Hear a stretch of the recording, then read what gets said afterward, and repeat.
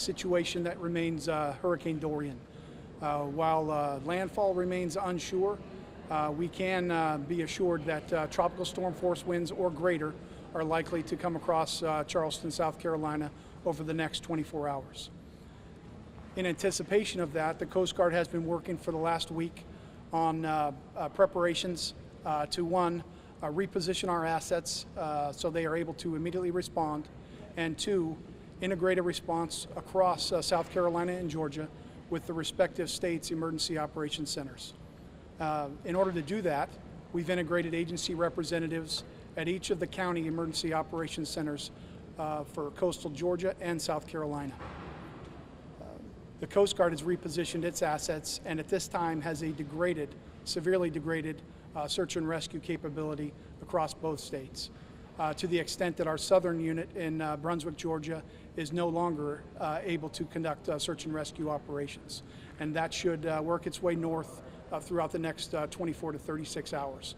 And then after storm's passage, we'll reconstitute that capability as soon as possible to be able to respond across both those states.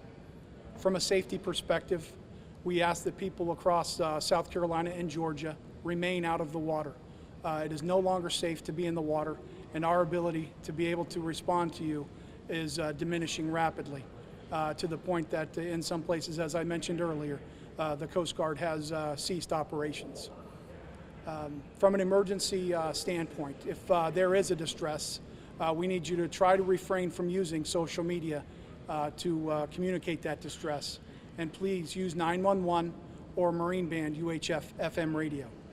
While we have relocated from our command center at Register Street on the Federal Complex up to the Convention Center here in North Charleston, we maintain the ability to monitor the stations along the coast for radio traffic from Mobile, Alabama, where we have shifted our command center watch to be able to monitor those frequencies.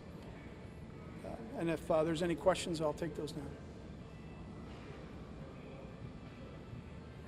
How difficult or how easy was it for you guys to bring everything here, first of all? Well, that was not very easy, and it's probably something we're getting better at, unfortunately. We did the same thing last year. Our mission support side provides us great work. Our logistics section worked through the weekend to prepare and be able to move this capability here, and have done an outstanding job to keep us connected with our headquarters in Miami and be able to work with each of the county emergency operations centers across Georgia and South Carolina. What about the safety of your own crews right now? Obviously, I'm assuming that's kind of paramount to you guys. Thank you, yes. Coast Guard families, as well as Coast Guard members who are not immediately needed for the storm response, have been relocated and are able to respond elsewhere, and our families will be coming back as soon as it is safe to do so. How many people do you have working here at the convention center? About 120 people, and it's not just Coast Guard from South Carolina and Georgia. We have been augmented with personnel from all over the country, and we have assets standing by to assist from the Gulf as well as the upper Mississippi River. So you brought boats in from other locations as well just to support this area here? Yes, we did. You can see behind us the Coast Guard has relocated a number of assets, not just from Charleston, but we also have our response boats and our trailable aids to navigation boats from Georgetown, South Carolina, have come here as well to shelter.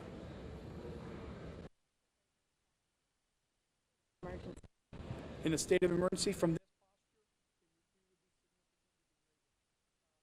posture, once the storm passage, when weather permits, our first assets would be the ones that are holed up at the boatyard, Denton's Boatyard on the Cooper River. But again, those are made fast in order to be able to withstand what we expect from Hurricane Dorian. So our response again is pretty degraded. Any other questions? So with regard to the port is closed. As of last night, we were no longer taking inbound merchant ships, and as of today, we have shut down for movement within the port altogether. We are already working closely with our port partners, the Army Corps of Engineers, National Oceanographic and Atmospheric Administration, the South Carolina State Port Authority, to plan the quickest reopening of the Port of Charleston that we can following the storm's passage. We work closely with the pilots, with the shipping industry to get that assessed, to ensure that the channels are not foul, and to bring the cargo in that goes to feeding industry and the manufacturing businesses in the region. How quickly before you guys are able to, once the storm is clear, for you guys to get back into normal mode? Well, a lot of that depends, unfortunately, on what we see from Dorian. If it's like Florence, it took within 24 hours of storm passage, we were back to normal in most of our stations.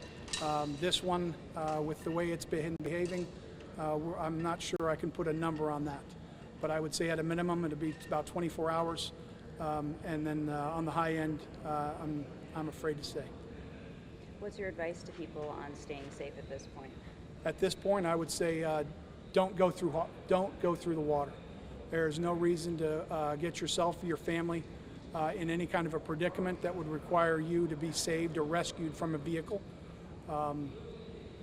Water and inundation is probably the #1 cause of death in situations like this. And if you've made a plan to stay, make sure you've communicated that plan to someone and they know how to find you or reach out to you. But there's plenty of resources out there to tell you what the threat was and how to communicate your emergency if you do have one. How strong is this water? You keep on talking about how dangerous it is, but can it carry you off instantly? So, and I'm not even talking about a swift water type rescue as much as just deep water that has the opportunity to either flood your car, at which time you might be able to try to get out or attempt to get out of your vehicle, or because you cannot see the roadside, you don't know where the road ends, and you end up in deeper water than your car can handle, and you're trapped and then become a statistic. But yeah, don't travel through inundated roads. Don't travel through unsafe conditions, and the wind is going to make things even worse for us. Your assistance obviously goes beyond just the harbor. It sounds like you guys could help downtown Charleston if needed. Is that possible, or? Absolutely, and those usually go through some sort of a mission assignment or request from the local county through the state, back down through our liaison officers into the command center. So we are helping to integrate our work with county, state, and other federal partners to give the most efficient and effective rescue possible. Yep. So one of those assets the Coast Guard has at the ready, which we've learned from a number of incidents such as this, is shallow water response assets. Those are being moved into South Carolina as we speak, and we'll have a capability here in Charleston to be able to assist local and state partners in any kind of rescue that we might be needed in. Thank you, sir. Thank you very much.